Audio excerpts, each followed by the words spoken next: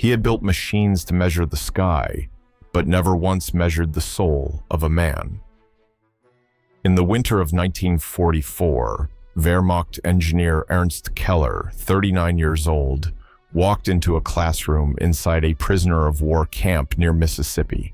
The war was still raging in Europe, but here, in the humid calm of America's deep south, the enemy was being taught, not interrogated.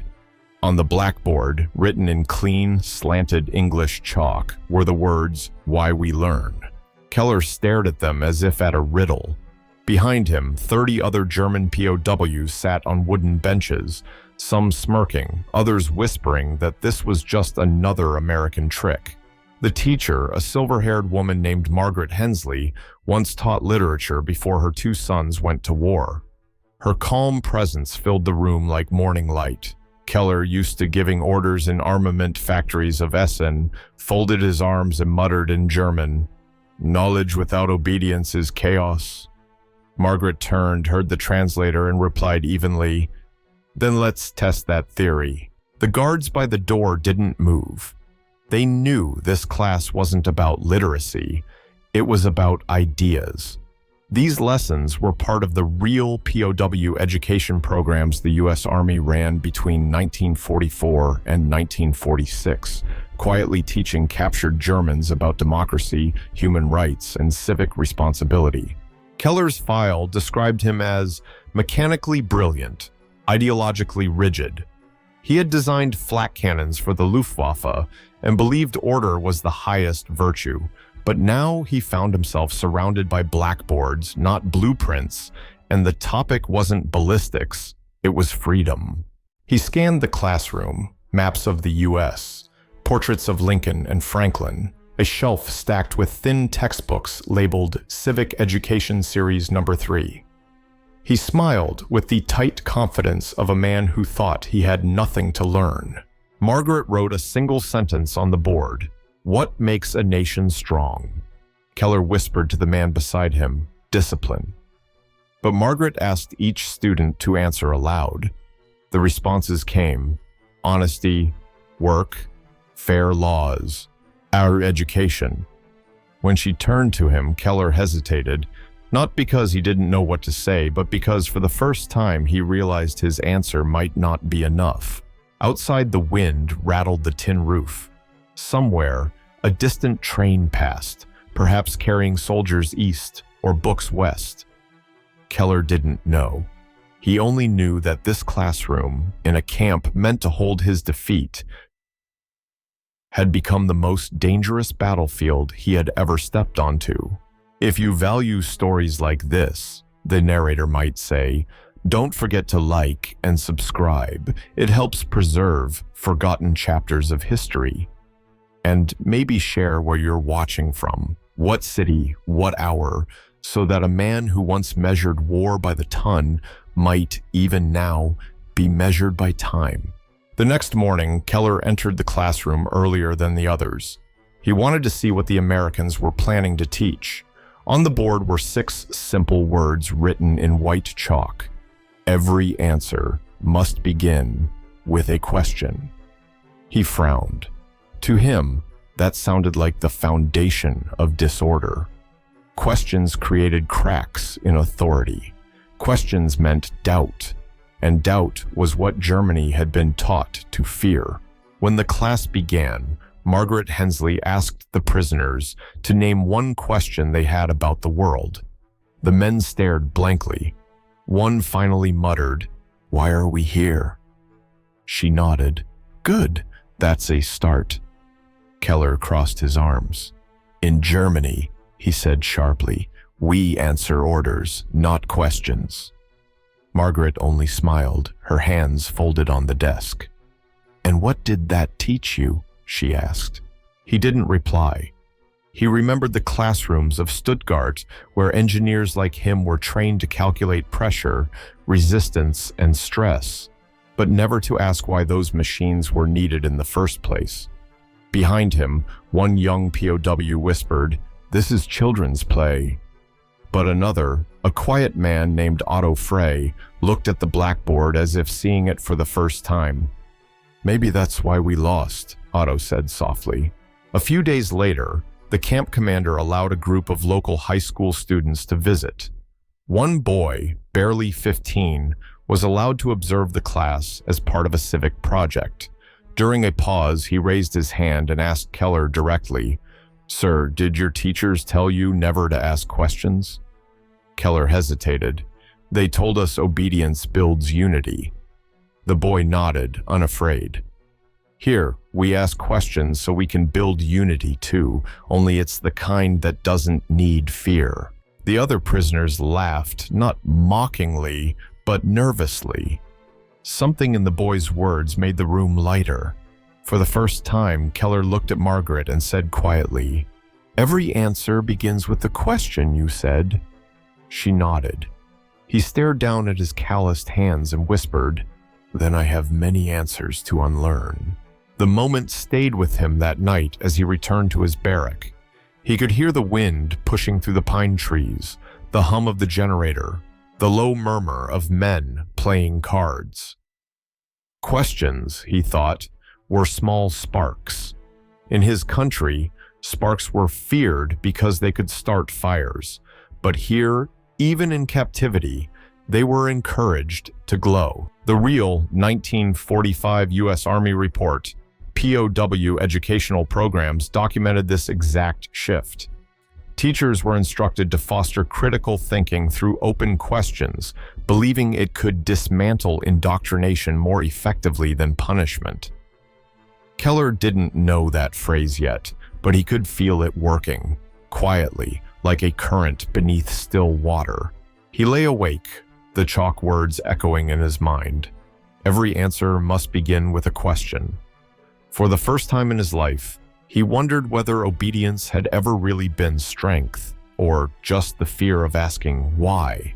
By the third week, Keller began to dread the blackboard. It no longer threatened him with ignorance. It exposed him. That morning, the words written across it were simple, yet somehow unbearable. Freedom is responsibility. He laughed under his breath, the kind of laugh used to hide discomfort.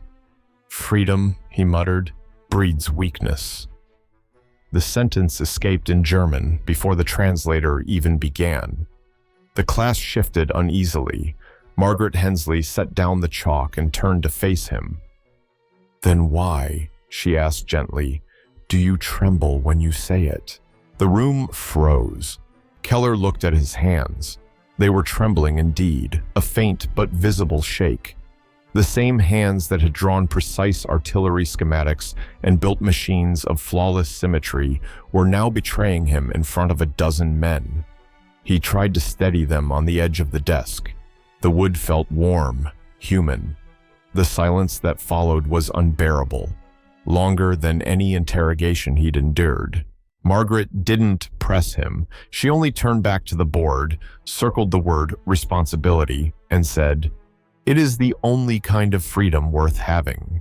Later that day, Keller sat in the camp yard with Otto Frey, both watching an American guard repairing a generator. The guard wiped his forehead, humming an old gospel tune, then nodded politely to them. "They trust him with that," Otto whispered. "He could sabotage it." Keller shook his head slowly. "He doesn't have to prove loyalty through fear." He paused. "He has it because no one is watching."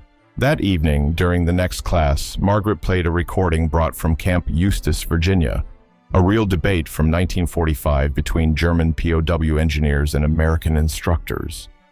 The question was, what is democracy? The tape crackled with static, but the German voices were clear. Long pauses, halting replies, then silence. The men didn't know how to define it. Keller listened in shame. He had once lectured subordinates about discipline as destiny. Just now he realized he couldn't explain what freedom meant even to himself. When the class ended, he stayed behind. On the blackboard, the word freedom was still there, half erased, leaving a ghostly white outline. He ran his hand over the dust and whispered, "In my country, freedom was something given to a few. Here, It's demanded of everyone. He thought about the propaganda posters of his youth, strength through unity, purity through obedience. None of them had mentioned responsibility. That word had been erased long before the war began. Outside, the Mississippi dusk settled over the camp. The sound of the generator hummed again, steady as a heartbeat. Keller sat alone, looking at the stars he used to map for military range tables, and for the first time they no longer looked like targets. They looked like questions waiting to be asked. The following week, the lessons changed. They were no longer only about civics or democracy. They were about people. On a bright afternoon in early 1945, the camp commander allowed a group of local school children to visit as part of a goodwill event. The American Red Cross had suggested that human contact fosters re-education better than lectures. The guards, uneasy but trusting, opened the gates to a dozen young faces in blue uniforms, each carrying a small chessboard, sketchbook, or basket of sandwiches. The prisoners gathered in the yard, curious. Some joked nervously, others turned away, embarrassed. Keller stood near the table where a small girl with light hair and a missing front tooth sat down to play chess with him. She was maybe 10. Her name was Emily, the daughter of a nearby teacher. Her father had died in North Africa in 1943, but she didn't mention it. She moved her pawn with steady fingers and said politely, "Your turn, sir." Keller smiled faintly. "You play well." "My teacher says chess makes the brain brave." He laughed softly. "My teacher said it makes the mind obedient." She tilted her head. "Did your teachers tell you to love your country?" He nodded. "They told us to serve it." She thought for a moment, then said something he would never forget. "Our teachers tell us to question it, so we don't lose it." The words hung in the air like sunlight through glass. Keller felt something tighten in his chest.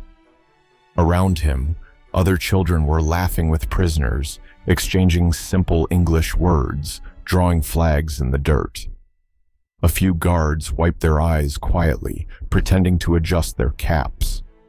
The sharp line that had once divided captor and captive blurred into something fragile, but unmistakably human. Later, in the classroom, Margaret Hensley referred to that moment. "Do you see?" she said softly.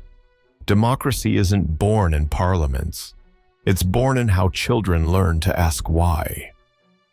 Keller couldn't speak. He thought of his own son, Hans, back in Hamburg, reciting patriotic slogans by heart. No one had ever asked that boy to question anything. That night, Keller sat on his bunk with Otto, both staring at the dim light bulb swinging overhead. "She was right," he said. "That girl, she wasn't taught to obey. She was taught to understand." Otto nodded. "Maybe understanding is more dangerous than any weapon we built."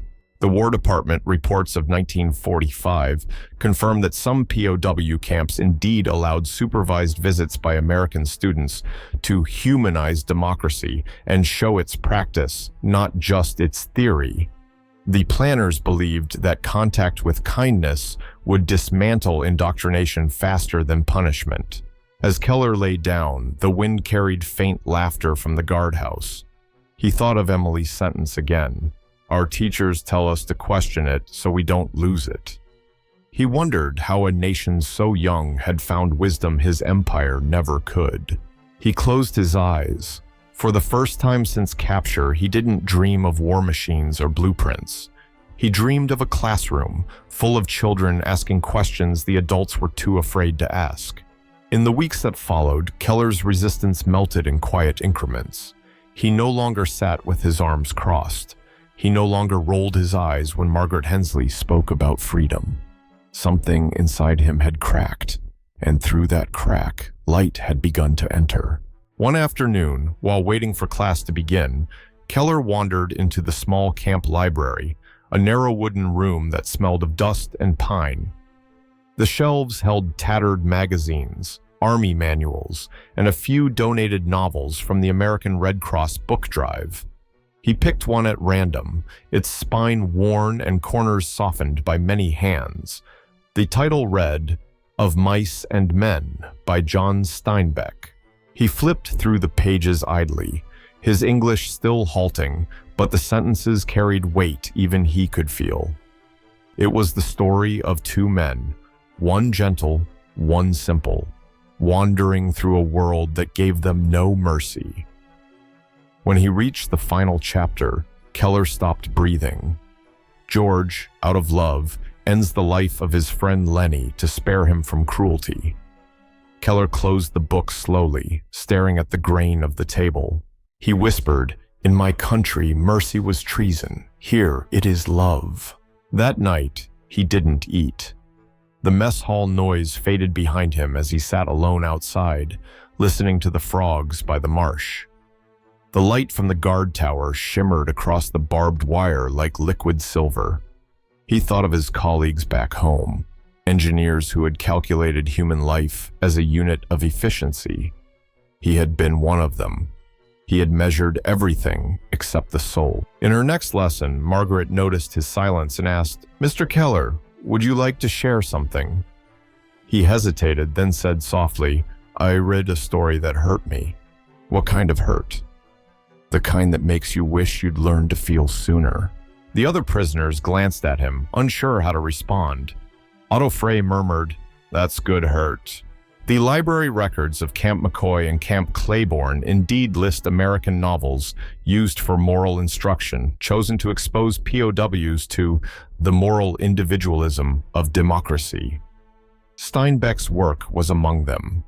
For Keller, it was not literature, it was revelation. That evening, he opened a small notebook, the same one he had once filled with sketches of gears and elevation charts. He drew two hands, one open, one clenched.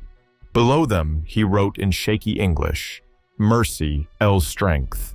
He didn't know it yet, but that line would echo in his post-war lectures years later. For now, it was just a confession on paper, written by a man who finally understood that not all strength came from control. Some came from the courage to forgive. Have you ever seen someone's worldview collapse in a single day? Keller had. And from the ruins of it, something fragile but alive was beginning to grow. Spring of 1945 arrived with soft rains and the first rumors of the war ending. Camp life changed. Less tension, more silence.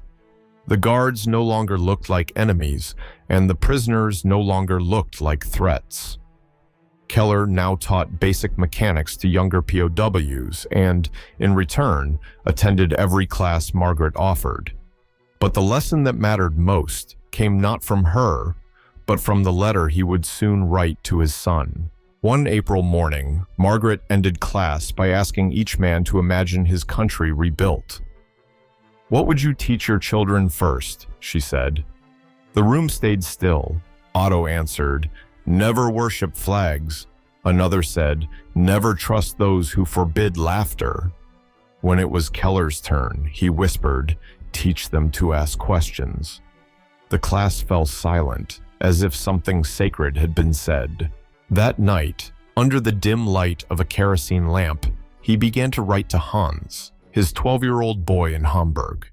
The paper was thin, issued by the Red Cross, with each line numbered for censorship. His hand trembled, not from fear, but from the weight of what he needed to say. "My dear son," he began, "when you go to school, ask your teacher a question every day. If he grows angry, leave. If he smiles, you're in the right country." He paused, then continued in German, confessing everything the war had taught him backward. That obedience without conscience is slavery, that silence can be guilt, and that real strength is not found in steel, but in humility.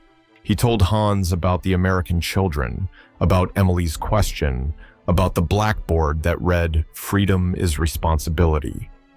He described Margaret's calm eyes, the ones that never judged him even when he mocked her. "I once built cannons to protect order," he wrote, "but I never knew that order without kindness destroys the soul." In the final paragraph, he asked his son to forgive him if one day he returned as a stranger. "I will not come home the man who left. War kills fast, but truth kills slowly, and then resurrects." The next day, he handed the letter to the camp chaplain for mailing. No one knows if it reached Hamburg, where Allied bombs still fell over the Elbe, but its copy was preserved in the Red Cross POW archives of 1946, found among other letters where captured Germans tried to pass on what they had learned about freedom. As he left the office, Keller saw a young American soldier sweeping the corridor, humming. The tune was soft, almost prayerful. He didn't understand the words, but the sound reminded him of the children's laughter that day in the yard. Do you think education can disarm hatred faster than war? Keller would have answered yes, because he had witnessed it in the quiet revolution of a single classroom where a man once trained to destroy the world was learning how to rebuild it. In August 1946, the gates of the Mississippi camp opened for the last time. The war was over. The men were going home to a Europe in ruins. Keller stood in line with his few belongings, a notebook, a letter from Margaret, and a small copy of Mice and Men she had slipped into his pocket. The train north would take him to New York, then to Bremen, then across what was left of Germany. He looked one last time at the classroom barrack behind him, its blackboard still faintly dusted with white chalk. Freedom is responsibility. The words glowed like an afterimage he would never unsee. Back in Hamburg, the city was a skeleton of bricks and ash. Factories where Keller had once worked were now empty shells, their machinery stripped for scrap. He walked through the ruins of his old school, the same one where he had once lectured students about industrial destiny. In a collapsed corner, he found a rusted compass, its needle still trembling. He smiled bitterly, just as his hands once had in that Mississippi classroom. He took a job repairing tram lines, quiet work, steady, anonymous. At night, he read American books by candlelight and kept his promise to himself, to teach, not command. In 1958, when Hamburg opened a new technical school, Keller was invited as a guest engineer to review the facilities. The building was modern, bright, filled with young faces and the smell of sawdust and ink. On the front wall hung a phrase in English, "Freedom is responsibility." He froze. Students moved around him, laughing, sketching blueprints, testing machines. One boy accidentally spilled oil on his sleeve and laughed instead of panicking. Keller felt tears burn behind his eyes. He whispered in English, "I learned that in captivity." The headmaster, hearing his accent, turned. "You were a prisoner?" "Yes," Keller said softly. "And a student." The man smiled. "Then we have the same profession." The moment was small, almost invisible in history's noise, but for Keller, it was the completion of a circle. The man who once designed weapons now repaired minds. He began volunteering part-time, teaching mechanics and ethics, never mentioning the war, except to remind his students that knowledge without humanity is machinery without motion. He kept Margaret's last note inside his notebook. It read, "Education is not a system. It is the act of rescuing someone from certainty." Every year, he opened it once, read it aloud, and placed it back. In 1960, during a school ceremony, he was asked to give a speech. He stepped to the podium, adjusted his glasses, and said only, "Teach before you build. Build before you rule." The audience clapped politely, not realizing those 7 words had once been born behind barbed wire. Outside, as the students left, Keller stayed alone, watching them scatter across the courtyard like seeds in spring wind. He whispered, almost to himself, "This is what victory looks like." Years later, when Ernst Keller was an old man with thinning hair and eyes that still caught light like polished glass, people sometimes asked him what captivity had taught him. He would pause, smile faintly, and answer, "That you can imprison a man's body but not his mind, if he chooses to keep it awake."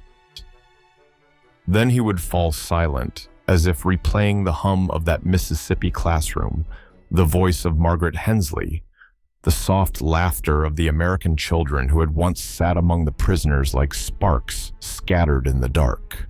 The world had changed again by then. Germany had rebuilt, America had turned its wartime camps into quiet farmlands, and most of the men who'd studied beside Keller had vanished into ordinary lives. Yet whenever he passed a school, he would stop, listen to the echo of chalk on boards, and remember the day he first saw the words, "Freedom is responsibility." Those words no longer frightened him. They steadied him. They became the compass by which he measured all things that followed: his work, his faith, even his forgiveness. Sometimes, on quiet evenings, he would reopen his old notebook. Between the sketches of engines and notes in fading pencil, he kept a single dried magnolia petal, pressed flat. It came from a tree that grew just outside the camp's wire fence, where he had often stood watching the sunsets. The petal had outlived the war, the wire, the hatred. It reminded him that not all lessons come with thunder. Some arrive in whispers, carried by wind and time. If there was one truth Keller believed, it was that education, real education, had saved him. Not through propaganda or pride, but through the unbearable act of seeing himself differently. The woman who had once challenged him, the child who had once asked him a question, the book that had once made him cry, each had reshaped a part of his soul that no regime could ever reach. He died peacefully one spring morning in 1974 in a modest home overlooking the rebuilt city of Hamburg. On his desk lay that same small notebook, open to a blank page. The pencil beside it was sharpened. Perhaps he had meant to write another question,